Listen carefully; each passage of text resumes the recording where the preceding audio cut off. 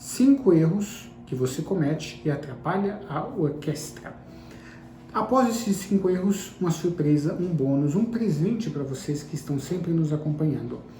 Formulei aqui para vocês 2 exercícios de regência que vão ajudá-los a não cometer alguns destes 5 erros que a gente fala aqui, tá bom? Principalmente para você que está começando a sua orquestra, começando a reger, começando a montar a sua orquestra, tá bom?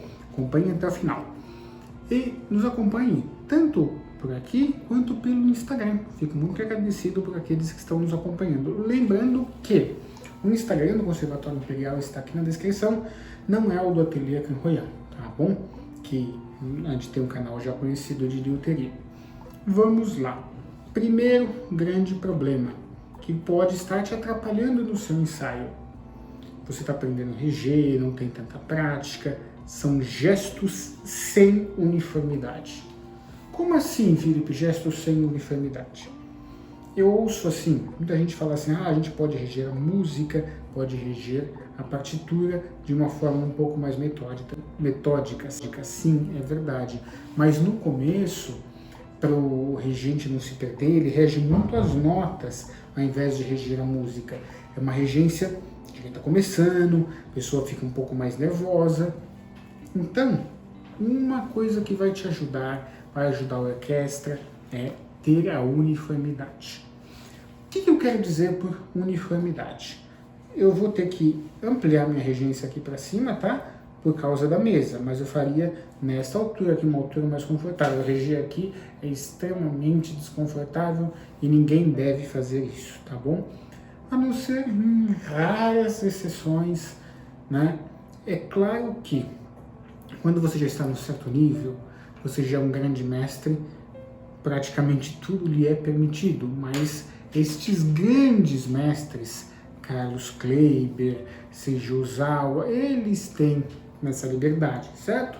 Que nós não temos. A gente olha o Yo-Yo Ma tocando, ele faz certas coisas que a outros não é permitido. Vamos chegar lá. O que eu quero dizer por uniformidade nessa primeira questão?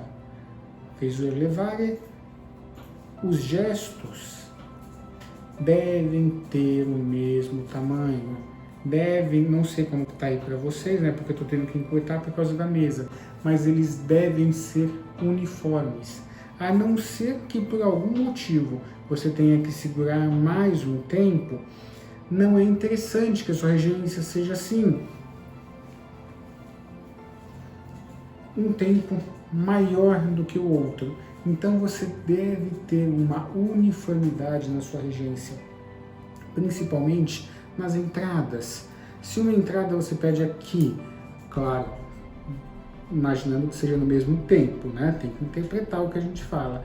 E a outra você pede aqui embaixo, uma aqui, outra aqui, outra aqui, outra aqui, a orquestra não vai entender. Fala, nossa, cada hora ele quer uma coisa.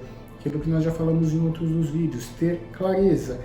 Aqui tem o mesmo tamanho, tem o ponto de equilíbrio, ou seja, você precisa ter uniformidade na sua regência, uniformidade nas suas ideias de ensaio. Primeira coisa, grave isso, tá bom? Outro erro muito comum, que acontece com quem está começando a reger, é normal, não tem problema. O legal é que você aprenda e evolui, tá bom? E evolua. É você fazer gestos despadronizados. Como assim? Por exemplo, existem gestos que são próprios da regência. Vou usar esse termo, do padrão da regência. Existem certos gestos que são do seu padrão, do seu estudo, da sua regência, tá?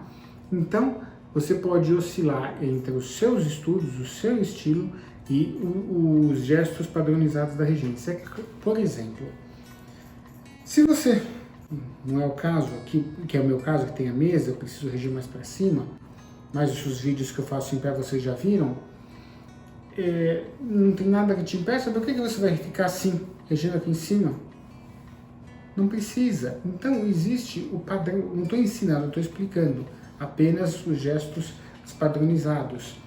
na aula de regência, né, nossos alunos da regência plena já sabem isso, que existem certos padrões. Eu foco muito na questão de, por exemplo, por que você vai reger aqui em cima? É antianatômico. Você vai machucar o seu braço, ou seja, está fora do padrão. Regência aqui.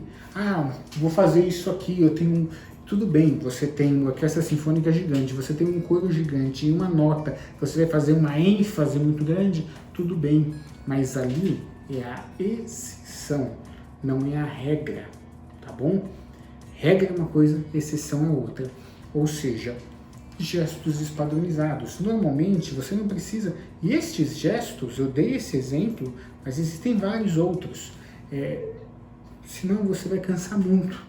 Uma coisa você tem que imaginar, você que está começando a reger, tem o seu trabalho, rege como hobby, uma igreja, aqui ou ali, este é um comportamento. Um maestro profissional que rege 3, 4, várias horas por dia, ele tem que poupar sua energia. O músico também, senão ele não vai aguentar. Se ele ficar desperdiçando todo o corte e ele fizer isso aqui, ele vai ficar extremamente cansado. Isso esses gestos mais performáticos, que às vezes saem um pouco até do padrão. Claro que existem estilos, escolas, locais de regência, é mais para uma apresentação, é mais o seu ensaio, você não precisa ficar fazendo isso. E cada hora você fazer de um jeito, você não vai aguentar fazer assim o ensaio inteiro. Você faz esse trecho assim, aí você vai repetir de novo esse trecho, você faz assim, você está fazendo gestos despadronizados, entendeu o que eu estou querendo dizer? Você está tendo 2 pesos para a mesma medida. E isso faz com que o músico não entenda. É como se você tivesse, eu já dei o exemplo, 2 pesos para a mesma medida. A mesma infração e punições diferentes para a mesma infração. O músico não vai compreender. Entenderam o que eu quis dizer sobre gestos despadronizados, tá bom? Com licença. Desculpem, eu gravo vários vídeos para os nossos alunos da regência plena. Eu tenho que parar para tomar um gole d'água, senão não aguento falar, tá bom? Então vamos lá. Terceira questão. Falei que ia dizer 5. Terceira questão. Gestos inúteis. É normal de quem começa a reger grupo amador, tal, foi meio uma orquestra com os amigos, querer ter aquela performance do grande maestro, daquele ícone. Isso é legal, né? Cultura, acompanho tal maestro, acompanho tal. Da mesma maneira, meus alunos de violoncelo, não, eu quero tocar igual Yo-Yo Mal, Rostropovich, perfeito. Mas o que acontece? Aí, nesse afã, nessa vontade, o que ocorre? A gente vai colocando gestos inúteis. A gente enfeita tanto o pavão, que você tem gestos que são inúteis. Cuidado com isso, tá? Cuidado com isso, não precisa. Eu vejo que às vezes algumas melodias, principalmente algumas melodias religiosas, tem algumas passagens, né? E a pessoa, ao invés só de dar a entrada para aquela passagem, cortar, depois não quer fazer o desenho de todas as passagens e não precisa disso. A regência fica tão enfeitada que perde a característica, né? Que vira uma coisa assim tão ornamentada que você não seria igual um prato que tem tanto condimento, tanto sabor de comida que você não identifica mais nada. Uma regência, claro, eu não estou falando que a regência não pode ser enfeitada, pode, mas desde que aqueles gestos tenham uma função e sejam úteis, tá bom? Ou seja, tente tirar os seus gestos inúteis. Olhe, você vai falar isso nos exercícios que eu prometi nos 2. E você tem ali gestos que muitas das vezes são inúteis, tá bom? A regência, a gente não está ali para ver o maestro brilhar na regência, a gente está ali para ver o conjunto e o trabalho que ele fez no decorrer dos ensaios, tá bom? Então, aquela coisa, aquele ego, não vai servir, principalmente se for peças religiosas. Mais ainda, por quê? Porque a ideia ali não é aparecer nem a orquestra, menos ainda o maestro. Acho que vocês entenderam. O que é inútil nos gestos, vamos cortar, tá bom? E quarta questão, muito, muito, muito importante, tá? Da regência, que é jamais reger solo. Por gentileza, gente. Solo não se rege. Como assim, Felipe? Eu tenho um capítulo inteiro sobre isso, quando a gente fala na regência plena. Por quê? O que acontece? É mais ou menos o seguinte. O solo, vou explicar um pouquinho mais profundamente para vocês, um pouquinho antes. Nós temos ali, né, vou falar só desses dois gêneros, mas existem mais. Vou fazer até um vídeo para vocês ensinando o livro. Toda e qualquer composição, recomendando o livro. Toda e qualquer composição musical, tá, recai sobre 4 elementos: forma, estrutura, gênero e estilo. Isso daqui é uma taça, porque tem características de taça. Isso daqui é um livro, porque tem características de livro. Isso não é uma taça, isso é um livro. Entenderam o que eu quis dizer, certo? Sinfonia é sinfonia porque tem características de sinfonia. Concerto, sonata, concerto grosso. Sinfonia vem da palavra sintonia, tocar juntos. É quando a orquestra, como um todo, como um conjunto, deve brilhar. Normalmente na sinfonia não tem solos, são mais solos de naipes.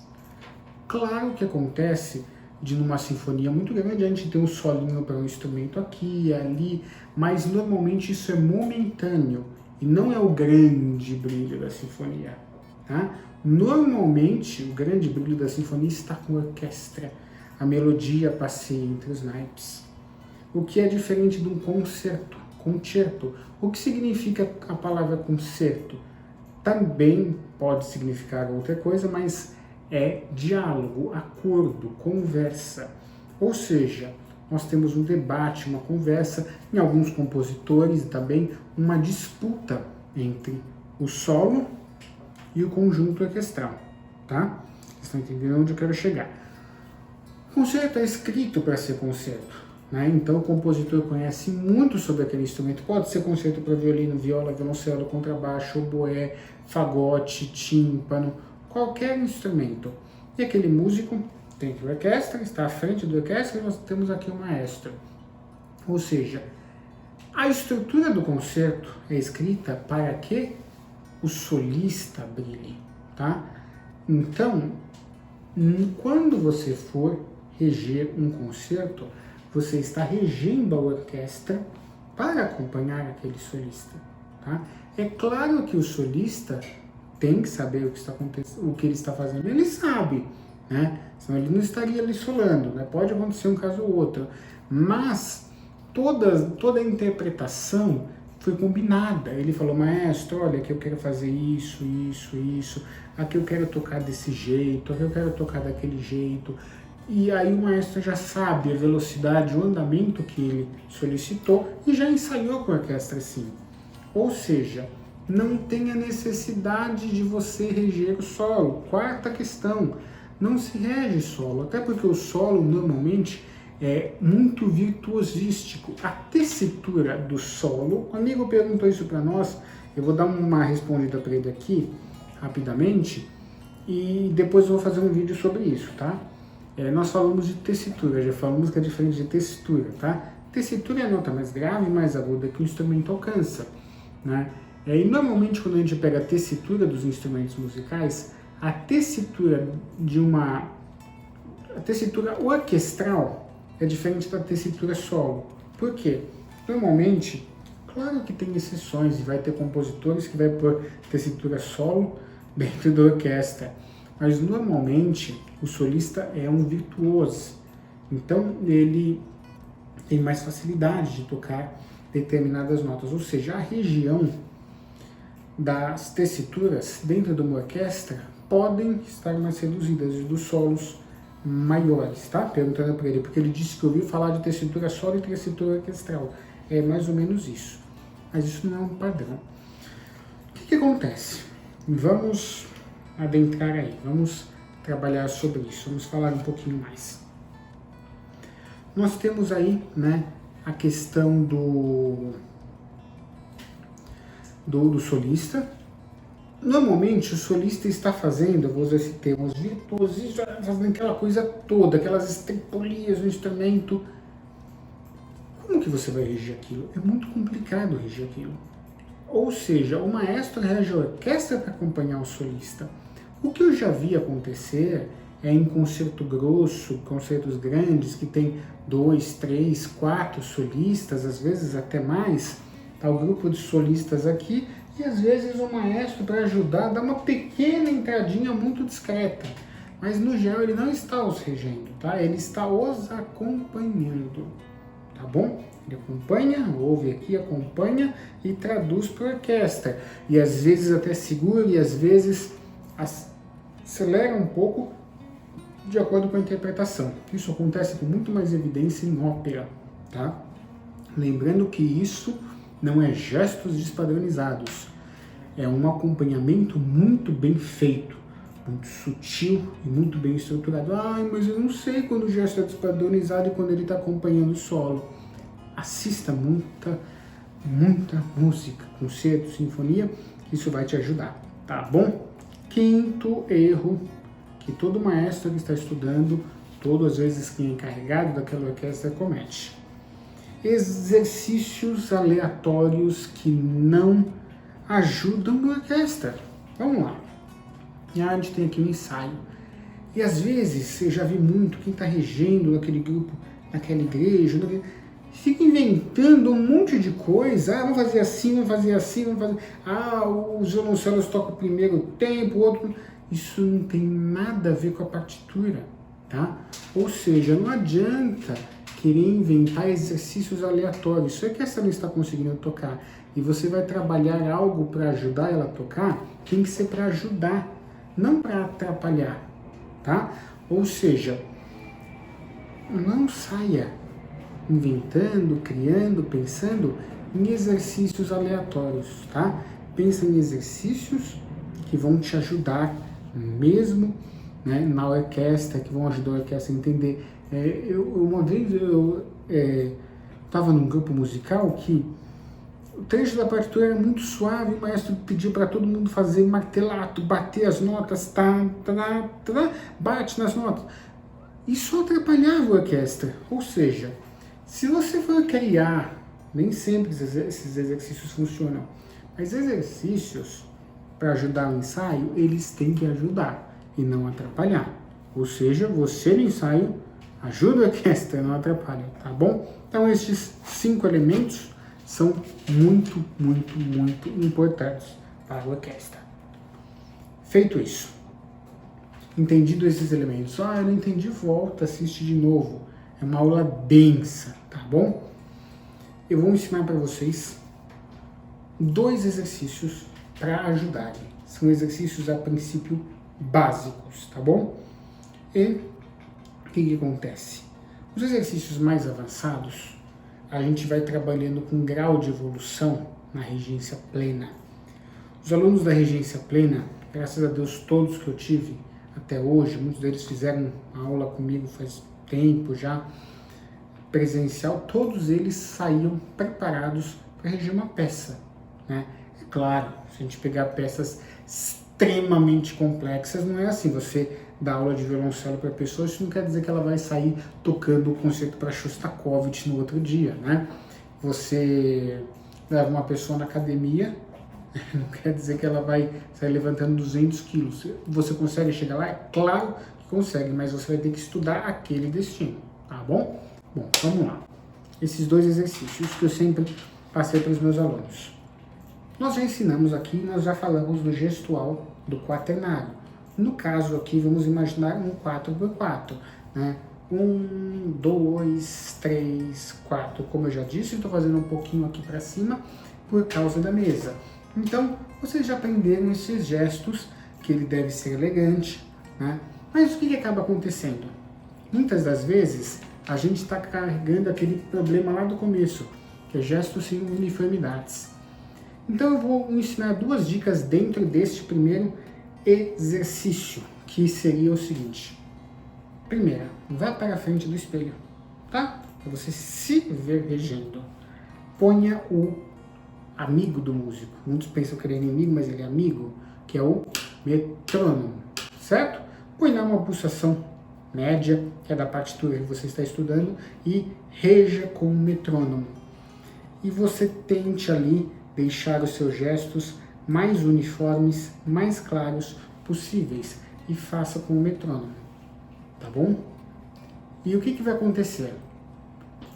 Você, no meio deste gesto, você vai começar a usar 2 notas do metrônomo depois, para fazer ele.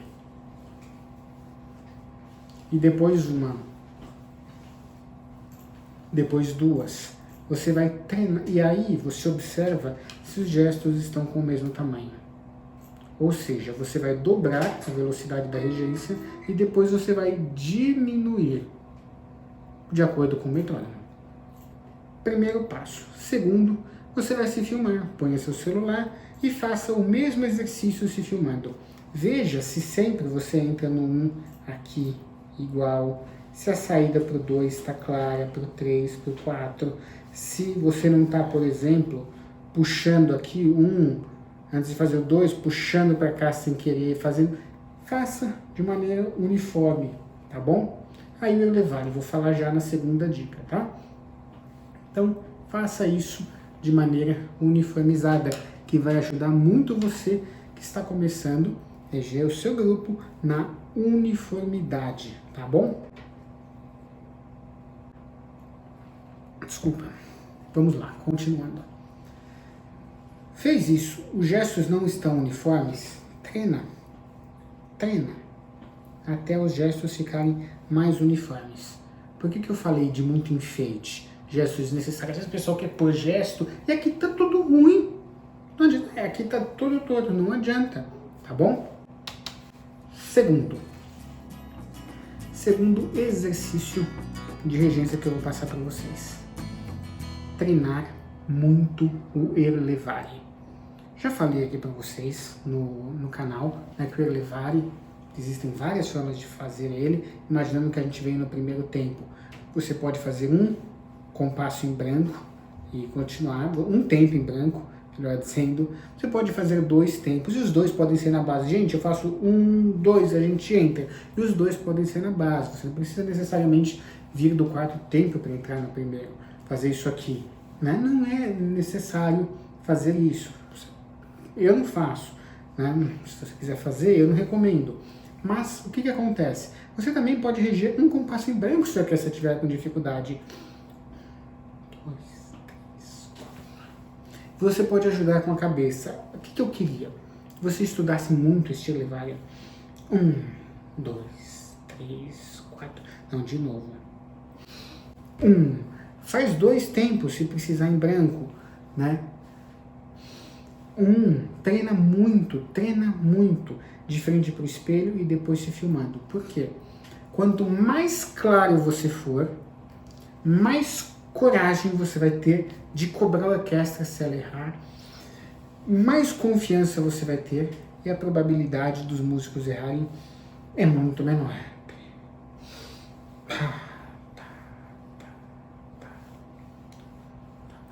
Treina a entrada. Vou treinar a entrada com um compasso em branco só. Treina a entrada com a orquestra, se a orquestra não tá entrando. Não, gente, ó, aqui, ó. Aqui embaixo, por favor, ó. Então, trabalha isso com a orquestra. Uniformidade dos gestos, para que eles tenham o mesmo tamanho, tá? E o Erlevare, que ele tenha o mesmo tamanho. E já falamos na aula de Erlevare, a aula de Erlevare não, a dica que eu dei de Erlevare, que ele É muito importante, porque nele você vai mostrar também a intensidade. Não adianta você querer piano e fazer assim. Pá, não vai acontecer. Tá bom? O elevare é muito importante. Espero que vocês tenham gostado e apreciado essas dicas. Se vocês tiverem dúvidas, podem mandar mensagem aqui embaixo, que a gente está à disposição para lhes responder, né? E nos acompanhem também pelo Instagram do Conservatório Imperial. Muito obrigado por nos acompanhar.